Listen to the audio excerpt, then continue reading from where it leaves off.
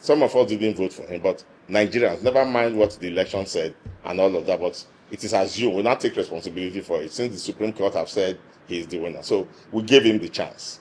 Today, what we have is a catastrophe. We have moved from a disaster that Buhari was to a cataclysmic situation. Now, what is this government identified for and with? I have just named what other governments were identified for and with. Since the president was sworn in Eagle Square, the recurring refrain from every single Nigerian, whether you are in the business sector, whether you are in the corporate sector, whether you are in the civil service, whether you are doing small businesses, or you are an enterprise or industry, the recurring refrain from every Nigerian that you would ask is that this is a government of pain, of hunger, and of anguish. That the only thing they get from this government as feedback of governance is that tariffs are being increased, is that electricity tariff is increased, telecommunication tariff is increased, fuel subsidy that at least we held on to, whether it was right or wrong, whether it was flawed or straight, Nigerians held on to that and didn't give the sharks the opportunity to hike prices in the market. He removed it unilaterally at Eagle Square in a bravado manner, whereas he hasn't thought of any way to cushion what would be the effect, which shows if in fact he didn't know that it was going to create an effect, it shows his lack of competence. If he knew, it shows his wickedness. So both sides of the sword is a two-edged sword. Now he removed it at Eagle Square.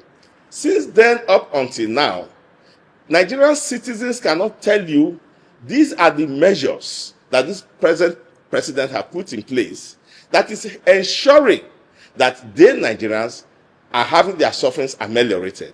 There is no ameliorating. When Buhari was there, who I describe as a disaster, he set up the Anchor Borrowers Program, which at least the North can say they benefited so much from.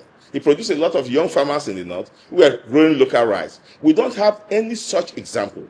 Rather, what we have is that in January, we are going to have to pay more taxes. And what is even more annoying is that the man who is put in charge of that committee for fiscal reform, Taiwo Oyedele, tells us now that beyond the taxes, the tax collectors, that is the government in place, does not care what you do to make money.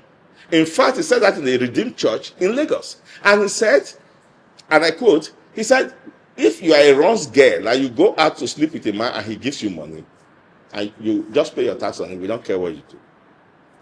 And then he said further that any person who is into whatever business that the law, the tax law, does not anticipate and does not take into cognizance what he does. All he needs to do is to pay his taxes. If you follow that up with the policy of going to free criminals from jail, and you tie it up, there's a connection between a policy of government as spoken by his official that they don't care what you do to make money, and going to jail to free criminals to get them back in the street. So if you want to extrapolate, you draw a conclusion. The conclusion is that this government has a policy of trying to obliterate any lines between what is moral, what is good, what is legal, and what is legitimate, and what is illegitimate, criminal, or illegal. So that it's a policy of government with evidence. Now, that apart, if you come to government's responses to citizens' cries, this is the government that is guilty of the highest form of what you may refer to as abuse, first, of our electoral system.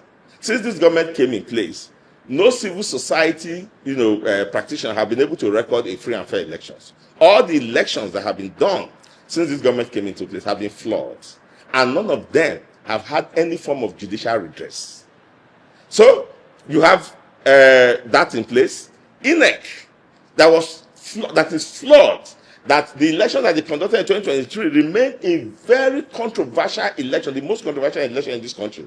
When we have a very far less controversial election during Yaradua as the president admitted that the process that brought me into place is flawed, so I'm going to reform INEC.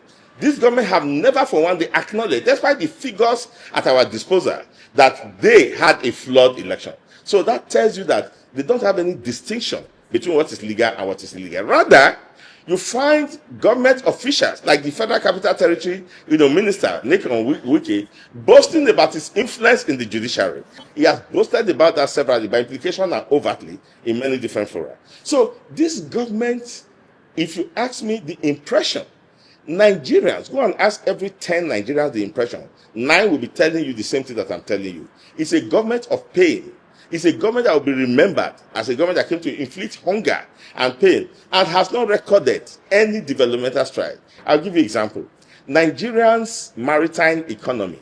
The President Bola Tinubu, is from the southwest. That is where you have the maritime economy of this country. Nigeria's maritime economy is about $2.296 billion. That's 7 trillion naira. Now, that economy is totally underutilized. We have it there. The money you say you have saved from subsidy, which you yourself confess that you give to governors, and the states are in such deplorable situation, could have been plowed into developing that industry, and it will have return on investment. Now, Nigeria's textile industry is 6 trillion. 6 trillion. Between 2019 and 2023, Nigeria imported textile materials and clothing to this country to the tune of 1.4 trillion between 2019 and 2023. So we have a huge clothing industry, a huge textile industry. We have a textile factory that was functional in Kaduna. This government has not invested in that. Our mining potential can take us to about $25 billion in a few years. The potentials we have in mining will take us to $25 billion in few years. There is no productive economy that this government is investing in. Rather, this government is buying yachts, is buying a jet when the one there is still functional, and then taking 4,000 people on what he calls a climate change conference in Dubai. 4,000 people. Majority of them were concubines that the nation can testify to Dubai. So it's a government of wastage. Nigeria's money that God has blessed us with, this government have come to waste it in every sector. There is no. Our steel is one of the easiest to refine in the world.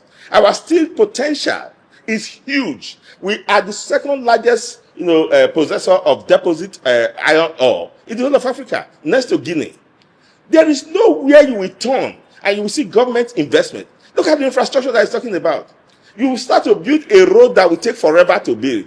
You are building up till now, nobody knows what is it per kilometer, the cost per kilometer of that road. Umar, who is an engineer and a road engineer, today he will come, is within the region of 4 billion, next tomorrow is 8 billion, the other day is 1.something billion. He doesn't even know how much it costs. And you are building a road that you started from wherever you started in so-called Lagos area along that corridor, and you stopped there and you said in 2 years that you've done 30, and then you have spent about 3 trillion. That road cost is about 15 trillion. You mean that the government has not impressed you in any form?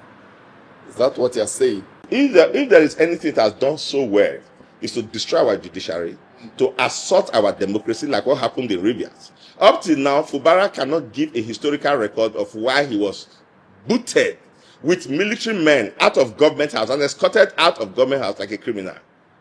Because what was going on there was purely a political crisis that has political solutions.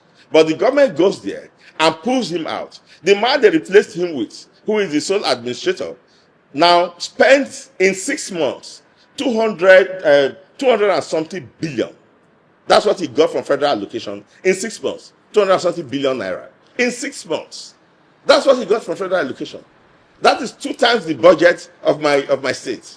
So what we are saying is that whatever you are going to have to say about this government will be negative.